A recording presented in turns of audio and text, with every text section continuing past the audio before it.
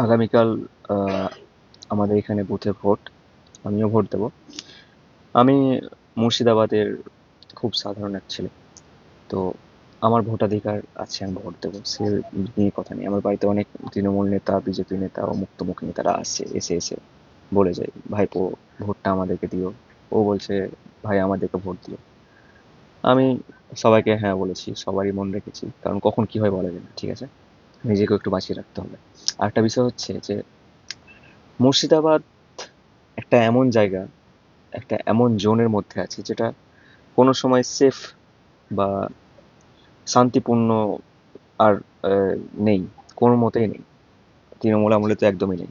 বাম আমলে ছিল কিনা আমি বলতে পারছি না, তখন আমার জন্মও হয়নি। তো এইরকমটা আমি দেখে আসছি এখন থেকে।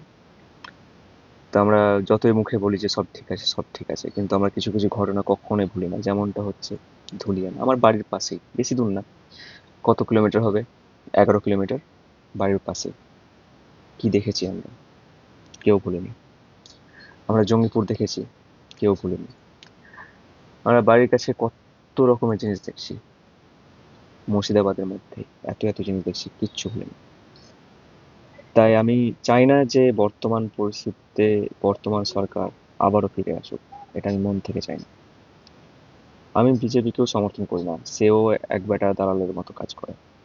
সিপিআইএম কে তো আমি দু চোখে দেখতে পাই না। তৃণমূলের প্রতি আমার প্রচুর প্রচুর প্রচুর শ্রদ্ধা ছিল একসময়, কিন্তু এই গত 5 বছরে যেসব কাণ্ড কারখানা সে করেছে, তারপরে আমার আর তার প্রতি শ্রদ্ধা নেই।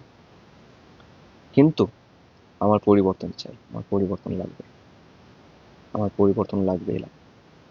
আমি আর নিতে পারছি না। আমি দেখতে পাচ্ছি এত কারাপশন, এত চুরি, রিক্রুটমেন্ট নেই। চাকরির পদ খুবই সামান্য পরিমাণে পদ আসছে।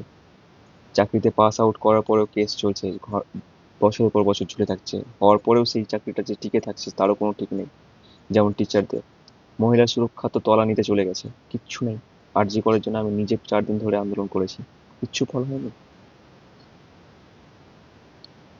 আর নিতে পারা যাচ্ছে না, এসব আর নেওয়া যাচ্ছে না। তা আমার সবার কাছে রিকোয়েস্ট, পরিবর্তন করুন, পরিবর্তন আনুন। আমি কোনো পার্টির হয়ে বলছি না, আপনারা যে পার্টিকে ভালোবাসেন ভোট দিন, কিন্তু বর্তমান পরিস্থিতিতে একটা সরকারকে 15 বছর 20 বছর টিকিয়ে রাখার কোনো মানে হয় না। পরিবর্তন করুন, দেখুন তারা কিছু করতে পারে। নমস্কার।